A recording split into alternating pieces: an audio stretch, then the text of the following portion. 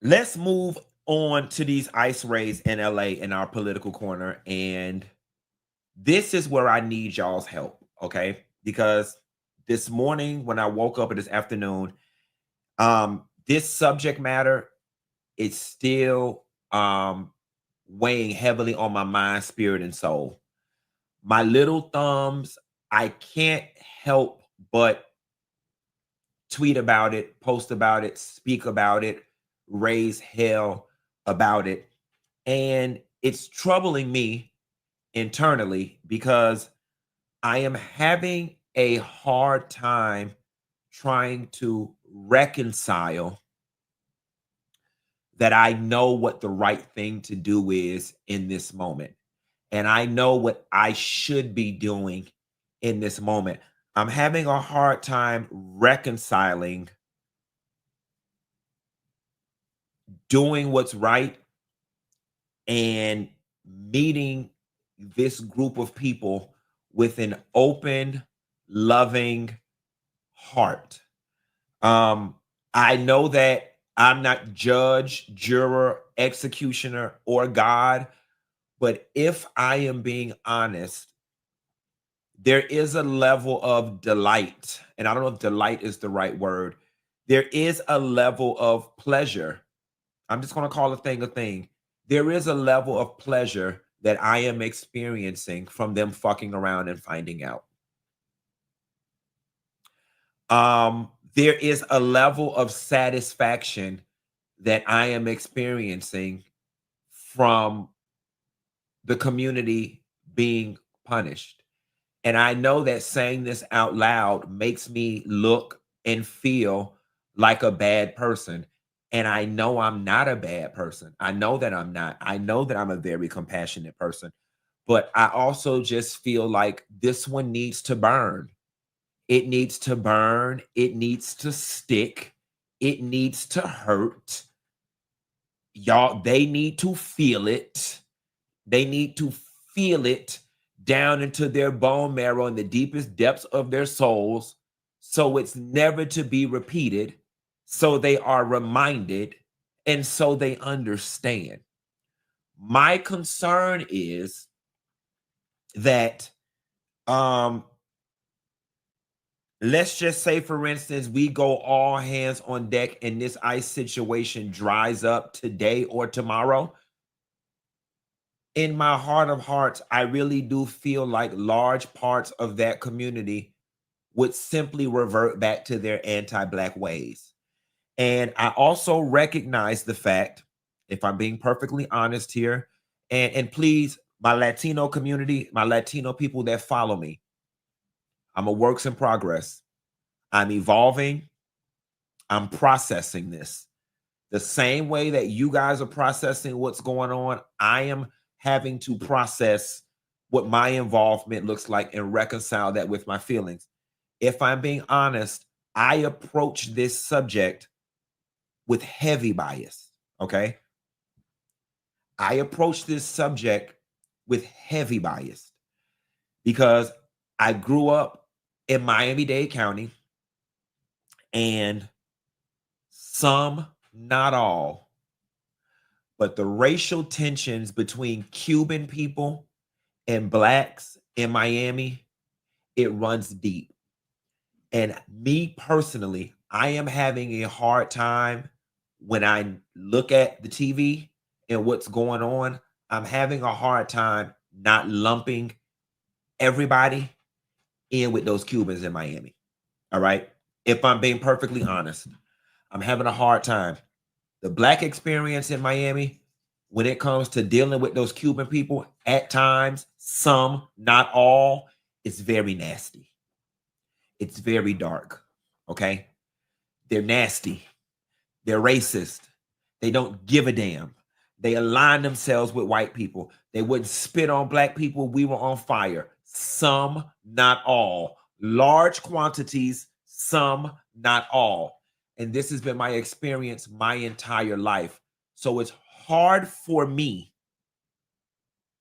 It's hard for me to not lump everybody in the same basket. And I understand that that is a Quentin Latham issue and that I have to unpack that. But it's also satisfying for me to watch people who have shat on people that look like me and my people for a long time, to watch them catch hell, to watch them catch hell by siding with the oppressor. If I'm being honest, it's bringing me an immense amount of satisfaction.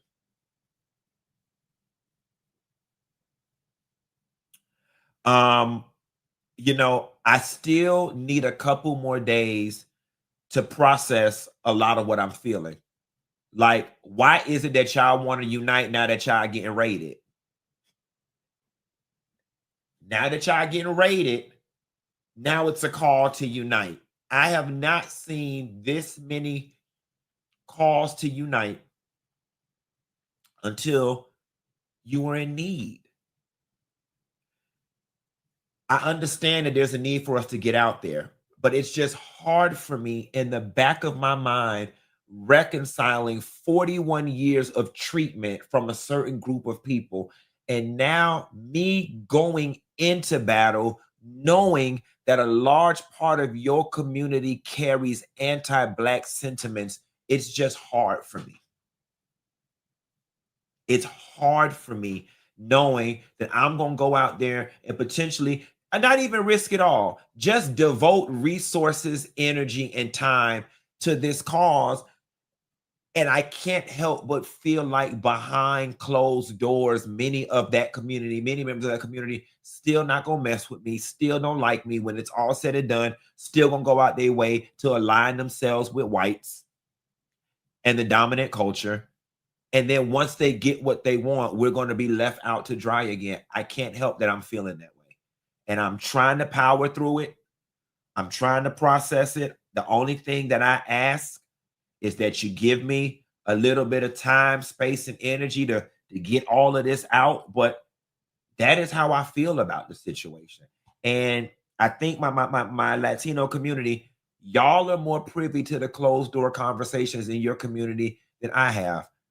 I think that if you are one of those people who are self-aware enough and fair enough to be honest, that you would see the reason and the logic behind how I feel and how a lot of us feel. We know what y'all going through is wrong. We know that injustice to one is an injustice to all. We are fully aware that after they finish doing y'all ass in it, they coming for us. And somehow or another, I still don't find it in me to really care, because of how I have been treated and the stains and the trauma and the pain and the wounds that I still carry that have been afflicted upon me by your community. And I'm pretty sure that there are Latino people out there who can say the same exact thing about Black people, that we've treated some of them wrong. And I'm sure they have. And that's their experience. Yes, we all do need to unite. I just would feel more confident if the call to unite did not come when you need us.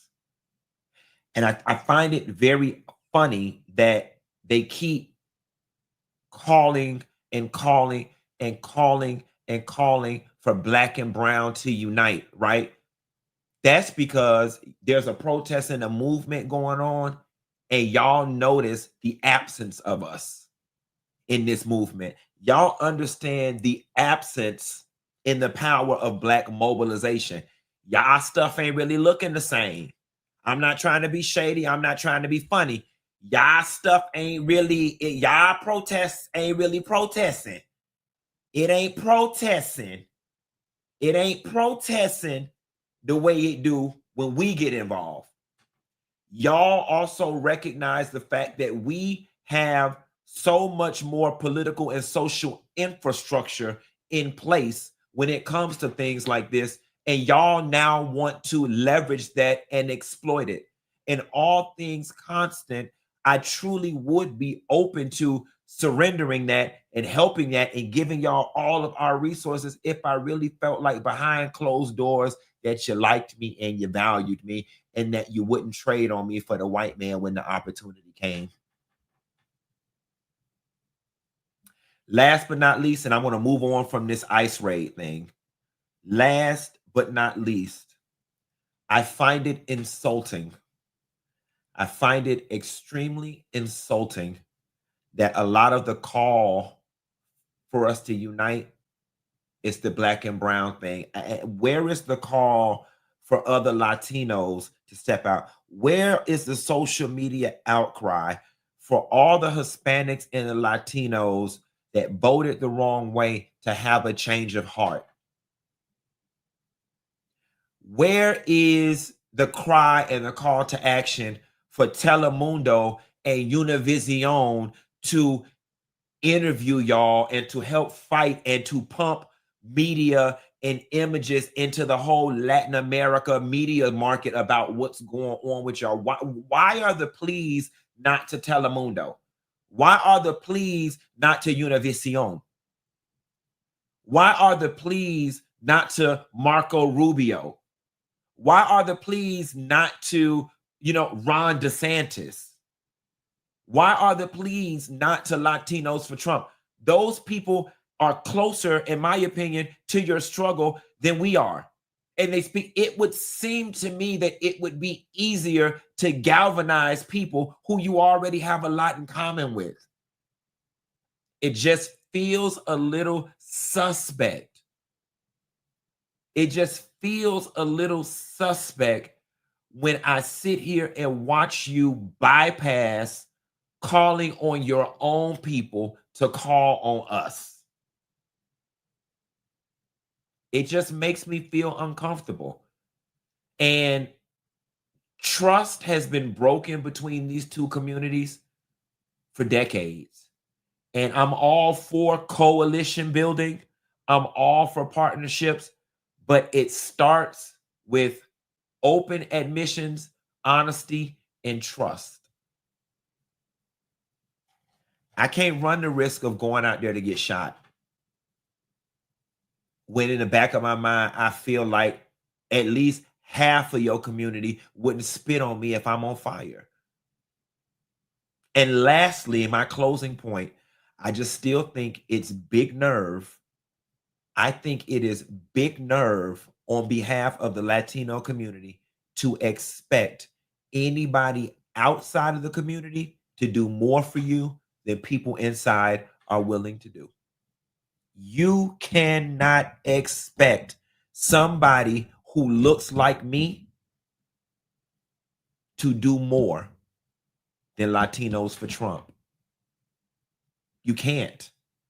You can't. You can't ask somebody who looks like me to care more about your people and your cause than your own people. You can't. Let's move along. Kim Kardashian, really quickly, guys, and then we're going to get out in the political corner. Kim Kardashian had this to say about the ICE raids. When we were told that ICE exists,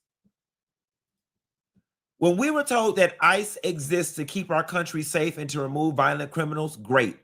But when we witness innocent, hardworking people being ripped from their families in inhumane ways, we have to speak up. We have to do what's right.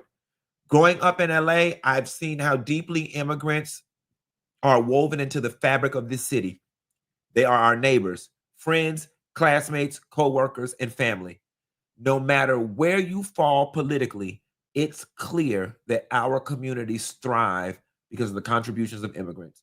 We can't turn a blind eye when fear and injustice keep people from living their lives freely and safely. There has to be a better way. And let me explain something to you. When I start talking about where are your people, and when I start saying things like, where is Jennifer Lopez, and where is Eva Mendes, and where is, you know what I'm saying, Andy Garcia, and where is Freddie Prinze Jr., at a minimum, these are the type of gestures that I'm looking for. Even if it's hollow. Because you're right, a lot of y'all in the comments saying she and her whole family voted for it. Absolutely right. Even if the gesture is hollow and it means absolutely nothing, give us the illusion that you care. Give us the illusion that you give a damn. Even Kim Kardashian was willing to risk her proximity to Donald Trump Because I'm sure Trump mad with her after this. I'm sure he's mad with her after this. You know what I thought about too? The most powerful group of people that can be called on in this moment is white women.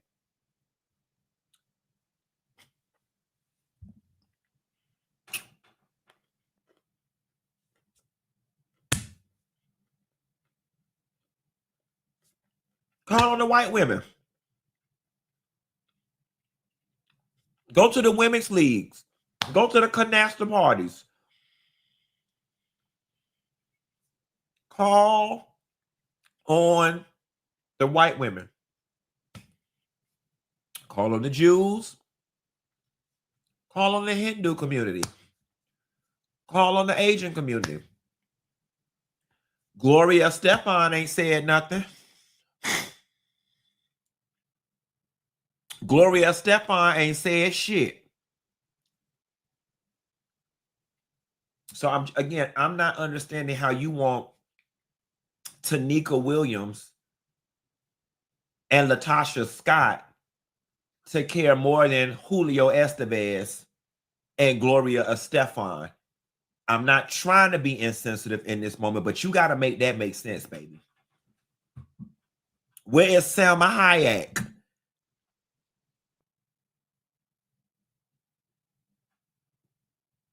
Where is Christina Aguilera? And all I'm looking for is a statement. I ain't expecting J-Lo. I am not expecting J-Lo to go out there and be on the front lines. But where is the statement? Where is the solidarity? Because I want to tell you something. As an outsider looking in, the message that your very own community is sending is that y'all are not worth it. Your own community is saying you're not worth it. We're outside of your community. So what do members of your community know that we don't know? Your own community is saying, child, please, them hoes ain't worth it. Y'all go around now. Y'all go around there and make it enough. Your own community is sending messages that y'all are not worth it. So what are we to believe? Being on the outside. J-Lo is Latino and she don't even think y'all worth it.